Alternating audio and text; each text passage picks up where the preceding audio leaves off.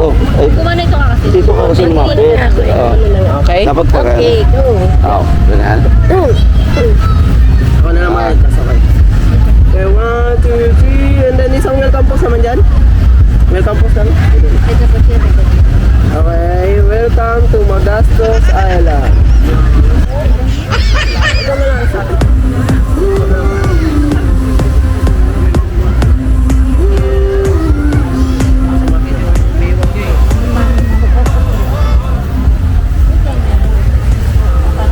Dito tayo sa may Terminal 1 ng Maiyaw. Susundo tayo ng anak ko sa kayo. Dali ng Japan. Nakikita natin ang pagkasala. Kasama ko yung kapatid ko ng sundo dito. Kaya hindi sa mga sa pinagtuan. Sakaling chat-chat. Didiretso daw sa parking. Diyan layo na ng parking ngayon dito. Dito sa dulo.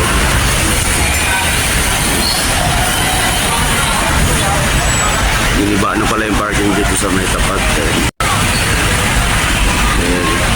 So, ginagawa kaya hindi tayo makapag-park dito. Tapos, wali uwi ko lang yung mga pagkain nila dahil buoti lang sila yung bukas. Bibigyan na lang kayo. Matawid agad. May pupuntahan sila.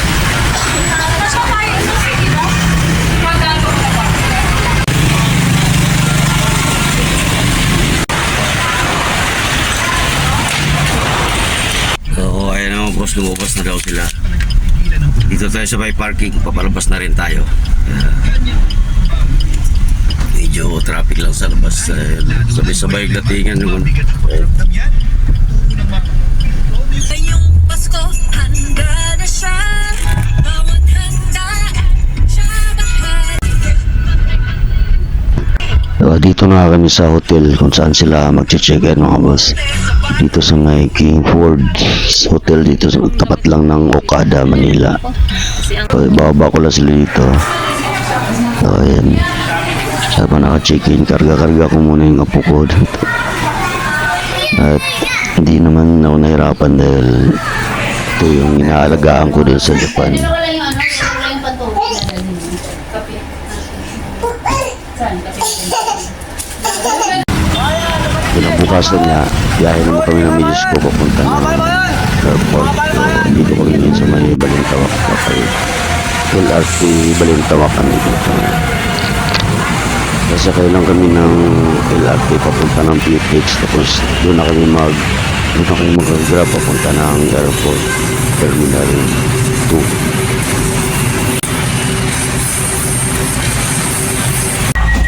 So, nasa loob na kami ng LRT mga boss.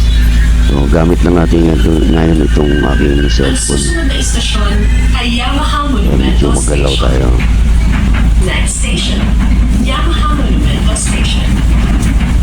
PITX Station. Next station, PITX Station. Kaya misis ko, kapangkot pa yan dahil pinag-aaral lang naman sa Bulacan. Ganito na pala sa loob ng LRT niya, bawat istasyon. Pinapaliwanag nila kung ano yung mga nagagawa ng tao na yan na nakapangalan sa mga station nila. Isang kasakay-sayan mula sa LRT sa biyahe. So, dito na kami sa may PTX mga boss. First time ko yung makapasok dito sa terminal. So, paglabas mo pala ng station, ito mga tindahan ng mga pagkakas. So, nandito pa kami sa taas. So, tayo nakapabili ng sombrero dahil wala tayong dala. Baka mahilig dun sa pupuntahan natin. Pagkatapos yan, almusal muna kami dahil magaling araw kami nang galing ng Bulacan. Hindi pa kami nakakain. So, almusal muna kami bago kami tutungo sa airport. So, dito na kami nakasakay na kami ng Grab papunta ng Terminal 2 at doon na namin kikitain yung anak namin. Kaya hatid na siya nung kapatid ko dun sa airport. May kasamang bata kasi. So, ito na kami. Nasa loob na ng Terminal 2. Baba na. Terminal 2. South Wing. Inaantay na lang namin yung anak na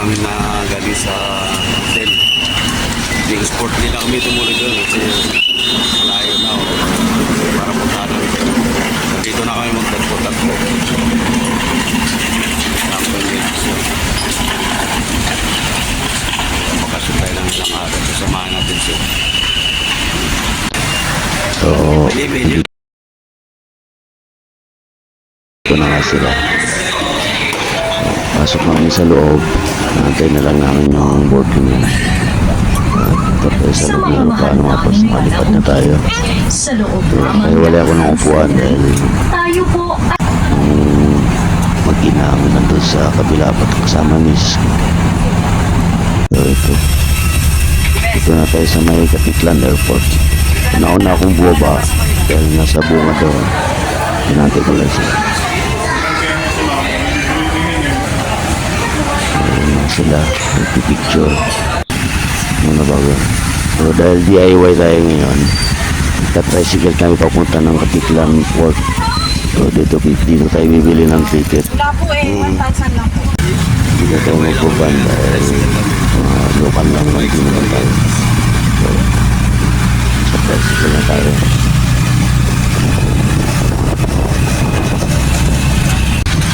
Dito na kami sa may Katiklan Port.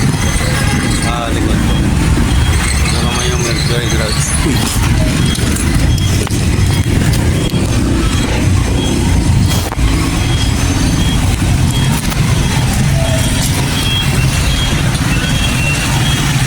Mercury Drugs. Katiklan. Ay, Manginasan. So, bumili lang sila sandali sa meron ilang diapers na bibili. Tapos kakain na kami sa Manginasan. Bago kami tumuwi.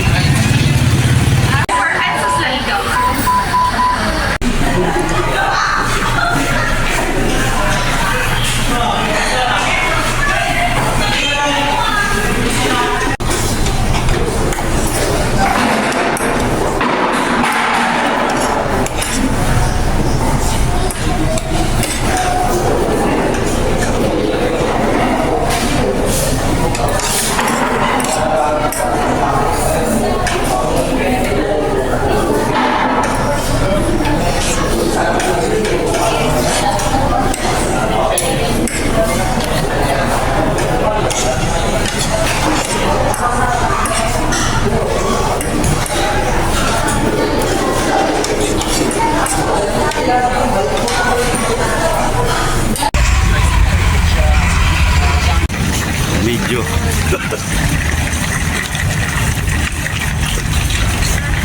Wait lang. Pwede. Sahinan din siya. Nakatawid na kayo mga ba. Pero galing kami doon sa kabilang isla. Dito na kami sa Boracay. Kaya sakay na naman kami ng 8 ride papunta doon sa hotel kung saan kami nanonuluyan ng ilang araw. Dito na kami sa hotel no.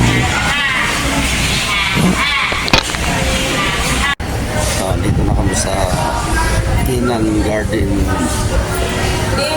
Check-in na kami. Nakuha si order daw po si Ai. Ang lapit lang pala eh.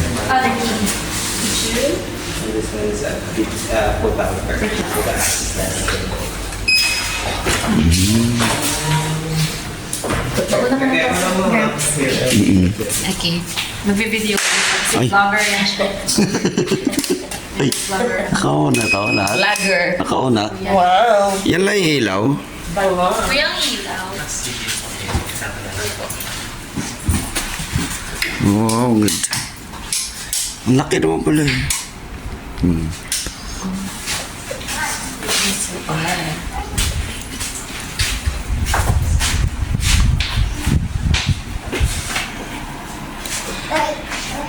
Okay. How about the bathroom? Show the bathroom. Oh, yan laki pala eh. Separate yung bathroom.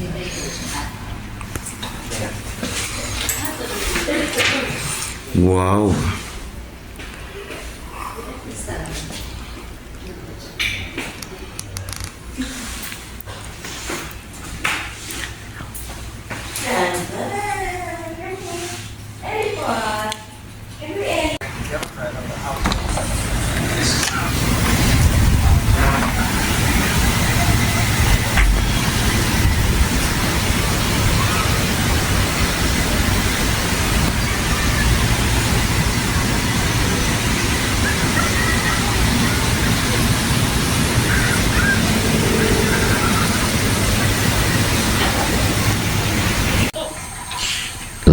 kabuuan ng hotel mga boss. Napadagdag lang kami ng isang kama dahil tatlo kami malalaki at saka isang bata.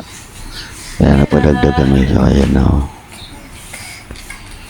medyo maganda naman tong ano namin. At maganda talaga. Ito yung labas. Maglakad-lakad na muna kami. Sandali doon sa may tabing dagat. Ito yung paglabas namin ng hotel. Ito, isang hotel pa dito sa may tapat namin. Na isang maganda din. So, sulit yung pagpunta natin dito.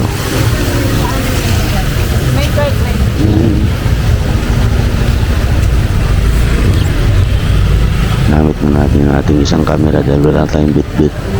Mahirap pala pag nag-commute na dala ka, hirap mag-video. I-video kaya paputol-putol lang yung ano natin. Pitik-pitik lang yung ating pag-video. So ngayon, dito tayo. Hintayin sana namin ang sunset kaya lang medyo maulap ngayon dito sa Boracay. Yan, forum.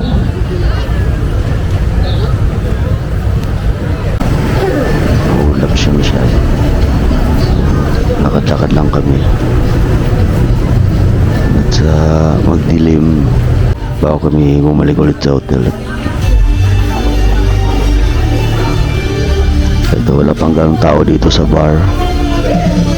Nasa dagat pa yung mga ano. Siguro mamayang gabi ito puno ng tao ito. Okay, 1, 2, 3, one more.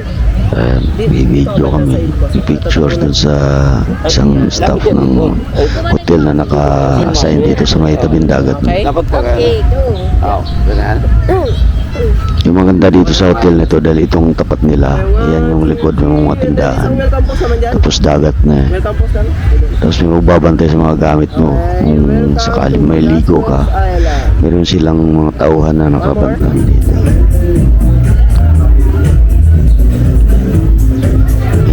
Yes, may KFC.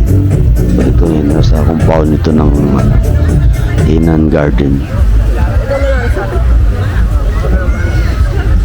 Napakaganda nga pala talaga ng Boracay. Tingnan nyo naman yung mga buhangan. So, ngayon ang kaunahan ko lang punta dito sa lugar na ito. So, talagang maganda. May paluto.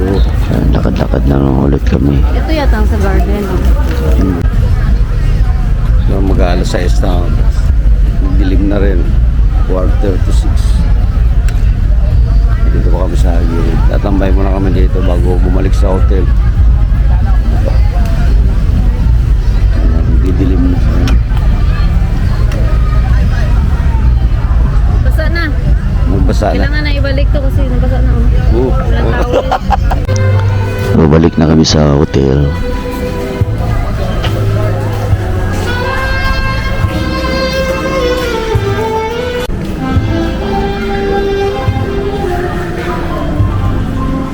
So, bukas tutuloy natin ang mag-ikot-ikot natin dito sa Boracay mga boss. Inalam muna, salamat. Now the moon is closer now.